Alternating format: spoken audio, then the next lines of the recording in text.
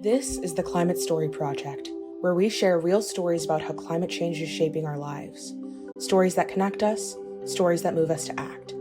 This is a project of the New York Climate Exchange, a nonprofit organization that's accelerating climate solutions through our unique partnership model and climate campus on Governor's Island. In each episode, you'll hear voices from different places and walks of life in our growing archive of personal climate stories, so that we can remember, reflect, and respond together. The story you're about to hear is from Aracelia Cook and Kylie Rufus. Aracelia is the president and Kylie is the treasurer of the 149th South Ozone Park Civic Association. They are both leaders on a local groundwater community science project as part of the Thriving Earth Exchange at the American Geophysical Union, a partner of the New York Climate Exchange. Well, my name is Aracelia Cook. I am the president of the 149th South Ozone Park Civic Association. My name is Kylie Rufus, and I'm the treasurer of the 149th Civic Association. South Ozone Park. Forgive me. When I was a little girl here in New York, I remember the snowstorms that we used to have. And I mean, we had snowstorms. I lived around the corner from our elementary school, and I remember my mom would have to carry me through the snowstorms to the schools. Over time, you stop seeing snowstorms like that. I'm originally from South Carolina. I've been in New York for about 36 years. When I came to New York, I was like, snow for the first time, mountains of snow. I had never seen that, so I didn't learn how to navigate through the snow. But in the last 5 years, no snowstorms, no 10 inches. I'm like, what's going on here? Over time, I have really noticed a change in the environment. Definitely has changed. It's definitely a thing called climate change. Climate change has affected us really adversely here in Southeast Queens. We suffer with ponding water.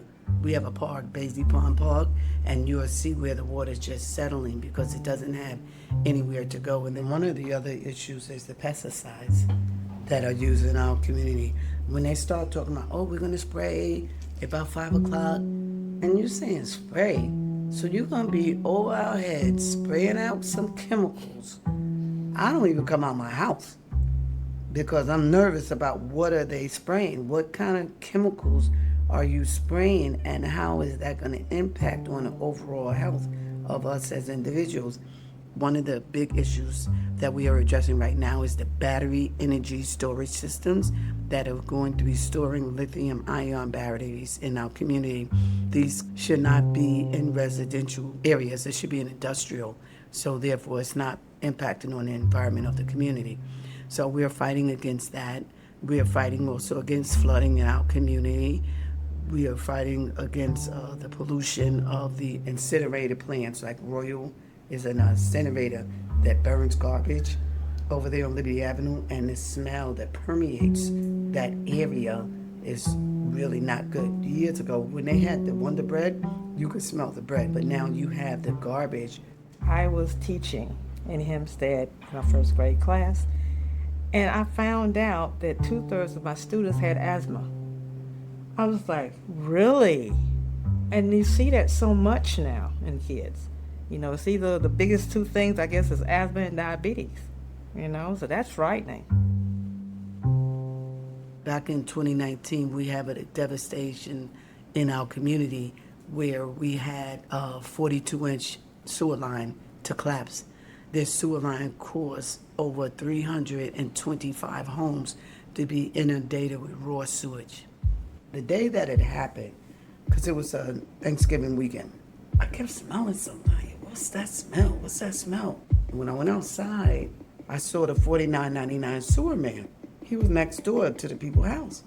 I'm like, that's where that's at. They had a sewage backup. So the guy come on and say, this is a DEP problem. You got to contact them. I'm like, DEP? I'm like, now it's get my attention. What's going on? Every house, people started coming out, talking about the sewage, talking about this and that.